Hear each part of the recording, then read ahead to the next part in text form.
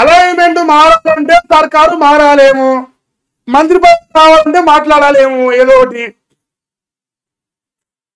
Alignment మారాలంటే సర్కారు మారాలి, మంత్రి పదవి రావాలంటే ఏదో ఒకటి మాట్లాడి బ్లాక్మెయిల్ చేయాలి, లేకపోతే రానట్టు కొడతాను.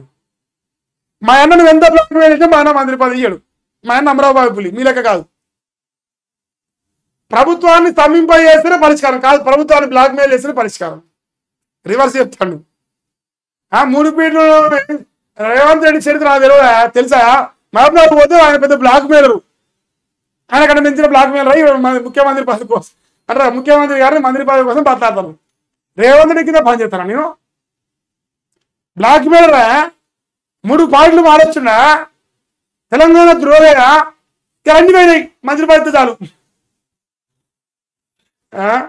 రాజన్న గారు RRR నిర్వాహకులకు అన్యాయం జరిగితే ఎక్కడి దాకా వెళ్ళి కొట్లాడతా, అంటే మునుగోడు వరకే కొట్లాడతా. మునుగోడులో ప్రజలను అడ్డుగా పెట్టుకొని మునుగోడు ప్రజలంట, కానీ నా మంత్రి పదవి కోసం మునుగోడు ప్రజలు బలి చేస్తాక అంతే. బ్లాక్మెయిలర్ చేస్తాక అంతే. మరి రేవంత్ బ్లాక్మెయిలర్ అన్నందుకు ఇలా నీ మంత్రి పదవి ఇయ్యడు, మరి బరాబర్ ఇయ్యడు. మానంటావాను మా ఆయన అమరాబాద్ పులి. రైతుల కోసం ఎలాంటి త్యాగం అయినా చేస్తా. ఏం త్యాగం అవుతాయా? నువ్వేం త్యాగం చేసేయద్దు. నేను చెప్పిన మళ్ళీ చెప్తాను. ఇగో 21 నెలలు అయింది, 3 నెలలు అయితే అయిపోతాయి. 21 + 3 24 వేసుకో, 2 ఏళ్ళు అవుతుంది. ఒక సంవత్సరానికి 15,000 కదా, 30,000 రూపాయలు మాకు రావాలి రైతు బంధు. 6,000 వచ్చినాయి. 6,000 పోతే ఇంక 24,000 రూపాయలు బాగున్నావు. నువ్వేం త్యాగం మీకు ఇచ్చొద్దు. కానీ 18,000 కోట్ల కాంట్రాక్ట్ కోసం ఏదైతే పోయినావో ఆ 18,000 కోట్ల కాంట్రాక్ట్ మీకు వెళ్ళి మంచికి 24,000 ఎకరాలకి మాకు గట్టితో నువ్వు వాడికే కాగలేడు. రాజన్నతో పోతే అమ్ముంటే ఆ పంట అప్పుడు మేము మాకెందుకు నీ త్యాగం? మా ప్రజలు మాకు ఇస్తున్నాడు, నీ త్యాగమే అవసరం లేదు మాకు. నువ్వు రాజీనామా చేస్తావా, మంత్రి పదవి ఇంకేదన్నా అవసరం లేదు. ఇంకా గుండె పెద్ద అనుకో, ఎందుకంటే ముందే 18,000 కోట్ల కాంట్రాక్ట్ అయ్యమన్నది. ఇంకా పెద్ద గుండె అనుకో, 24,000 + 2,00,000.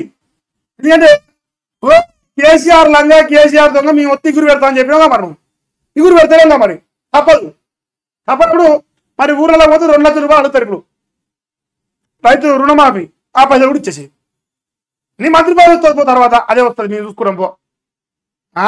నీ మంత్రి పదవి కోసం మా ప్రజల్ని చూతగాలని చేసుకుంటా త్యాగము భోగం అనుకుంటా. మరి ఏం చేసినావు నువ్వు? ఏం చేసింది లేదు. పని చేయాలంటే నాకు మంత్రి పదవి ఇస్తేనే పని చేస్తా అంటాను. ఓసారి అధికారం వస్తేనే పని చేస్తా. ఇప్పుడు అధికారం వచ్చే పని చేయకపోతుంది. ఓనాడు వైఎస్ రాజశేఖర రెడ్డి ఉండే, ఆనాడు పని చేయకపోతే 5 ఏళ్ళు నుండి ఉద్ధరించింది ఏమిలే. కానీ ఉద్ధరిస్తా అంటే ఎత్తులో పడతారు అంతే. ఉద్ధరించాలి కదా ఏమన్నా పని ఉంటే. మంత్రి పదవి కూడా కన్నా బాధలు పడతాను మా రాజన్నకు వచ్చిన బాధలు ఎవరికి రావద్దని నేను కోరుకుంటా అంతే. మళ్ళీ ఇదే కదా ప్రభుత్వంతో కొట్లాడకు సరి, ప్రభుత్వంతో మంత్రి పదవి కోసం కొట్లాడకు సరి. సొంత పార్టీ వెనక్కి తగ్గ మంత్రి పదవి కావాల్సిందే. బ్లాక్మెయిల్ చేస్తా. సమస్యల పరిష్కారం కావాలంటే నాకు మంత్రి పదవి రావాల్సిందే. సిందే తగ్గలేదు. ఇంకేది ప్రభుత్వాలు ఎక్కడికక్కడ సమీప చేయాలి. ఏదైనా సరే మంత్రి పదవి రావాల్సిందే, తగ్గలేదు. పుష్పరాజ్ ఇటుంటది మా రాజన్నది. తగ్గలేదు, రావాల్సిందే మంత్రి పదవి. 3 ఫీట్లోనే ముఖ్యమంత్రి చేసినాక 6 ఫీట్లో నాకెందుకు మంత్రి పదవి? బ్లాక్ మెయిల్కి వచ్చింది ముఖ్యమంత్రి పదవి. నీ 18,000 కోట్ల కాంట్రాక్ట్ నాకెందుకు రాదు? అక్కడ పైసలు లేవా? రేవంత్ రెడ్డి డబ్బులు ఉన్నాయి, పైసలు నాకు, నాకెందుకు మంత్రి పదవి? గమ్మతున్నారు.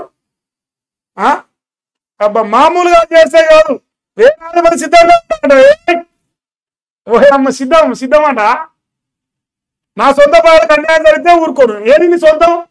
నీ సొంతం బ్రాహ్మణ వెళ్ళి నగరగాళ్ళు.